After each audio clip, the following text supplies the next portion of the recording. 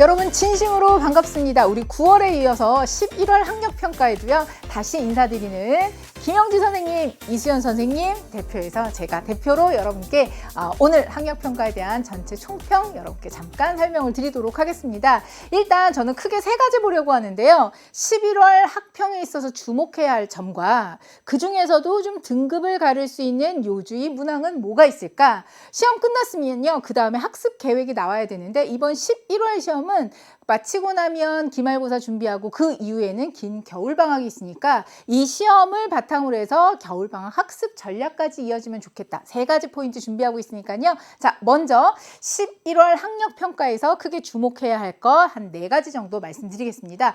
듣기평가 같은 경우에는 아주 어렵지는 않으셨죠. 근데 큰 변화가 있었습니다. 바로 문항 배열이 달라졌는데요. 이전 9월에 있었던 1번, 2번 문제가 저기 10번대 뒤로 가 있고요. 그 다음에 지난 9월에 있었던 3번 문제가 먼저 1번으로 좀 이동을 하게 돼서 여러분 잘 못 느낄 수도 있겠지만 최근에 이 3학년 선배들이 보게 되는 우리 N수생 선배들까지 보게 되는 대수능 모의평가 시험에서 보면 듣기 문제 문항 배열이 조금 달라졌더라고요. 그걸 그대로 우리 1학년 시험에도 응용을 하고 있는 것 같은데 앞으로 듣기평가 문제는 오늘 본 시험 1번부터 17번까지의 문항 배열이 앞으로 꾸준히 이어지겠구나 다시 한번 참고하시면 좋겠고요.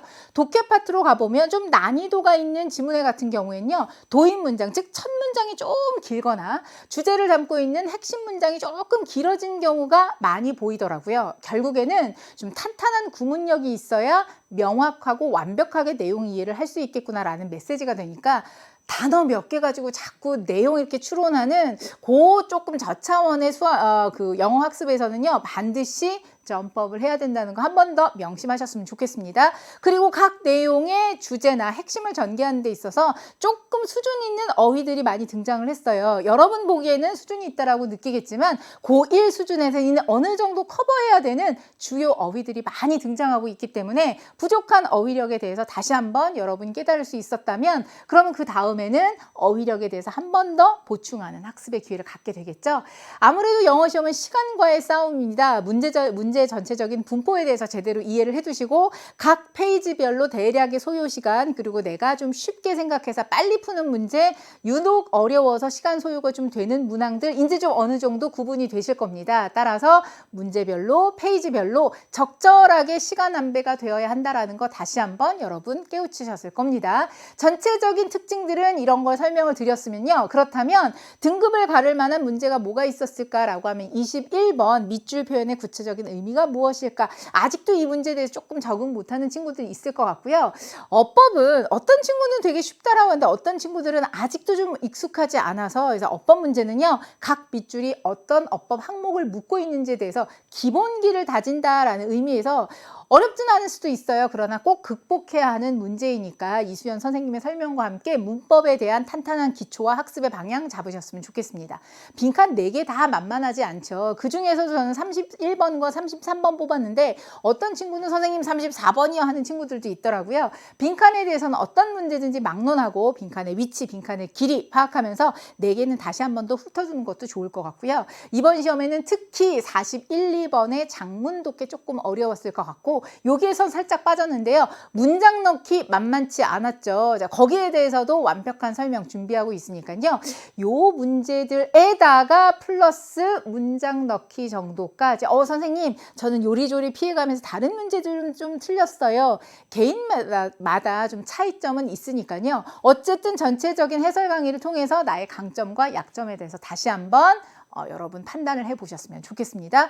자, 이렇게 해설 강의가 끝나고 나면요. 그 다음에 학습 대책이 세워야 되죠. 가장 가까이는 내신의 선생님 학력평가가 들어가요 하는 친구들을 위해서는요. 지난번과 마찬가지로 확실한 변형 특강 준비하고 있으니까 지난번에 어떤 친구가 선생님 저 만점으로 1등급 받았는데 변형 특강에 도움이 컸어요 라고 했거든요. 아직까지도 그 효과를 모르는 친구들은요. 해설 강의 끝나고 나서 변형 특강 활용해 보셨으면 좋겠고 자, 기말고사까지 끝났다. 자, 나 영어 공부 어디서부터 어떻게 시작해야 되나? 11월 학력평가 시험지 다 갖다 놓고 나의 문제점에 대해서 다시 한번 리뷰해 본다면요. 저는 크게 3가지 말씀드리고 싶습니다. 확실히 지난 3월이나 아니면 뭐 9월 이런 시험보다는요. 어휘의 수준이 조금 높아진 것 같아요. 따라서 단어 학습 어떻게 할 것인가에 대한 구체적인 계획이 반드시 나와야 합니다. 그리고 이번에는 유난히 핵심 문장, 도입 문장 길어졌다고 말씀드렸죠. 겨울에는요. 가장 간단한 강의라도 좋으니까 필수 구문에 대한 학습을 마지막으로 마스터하고 2학년 올라갔으면 좋겠습니다. 이번 겨울방학 때 EBS에서 준비하고 있는 좋은 특강들이 많을 테니까요. 어려운 거 할 필요 없어요. 가장 기본적인 구문이라도 정리해두면 그걸 가지고 살을 붙이고 어휘력이 첨가가 되면 뭐 2학년도 3학년도 크게 어렵지 않을 수 있을 테니까 반드시 기초적인 구문 학습 이번 겨울에 확실히 마스터한다라고 생각을 해두시고요.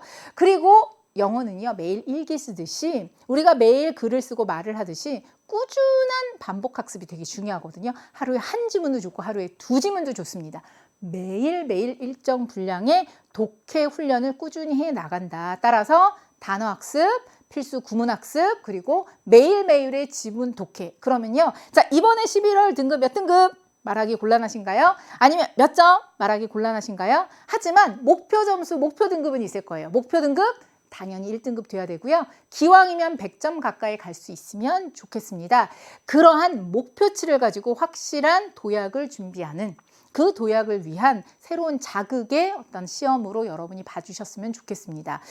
제가 좋아하는 노래가 있는데요. 바로 처진달팽이가 부르는 말하는 대로. 그 가사에 보면 이런 게 있어요. 앞부분에 사람들이 이런저런 이야기, 특히 내 일이 안 풀리고 이럴 때는 주변의 많은 이야기에 마음 상하고 힘들어질 때가 있는데 그러나 정말 들어야 하는 건 내 마음속 작은 이야기, 그리고 지금 바로 내 마음속에서 내가 스스로에게 말하는 대로, 그 다음에 내가 믿는 대로, 그래서 행동에 옮기면 나도 생각지 못한 영광과 내가 원하는 걸 누릴 수 있을 거야.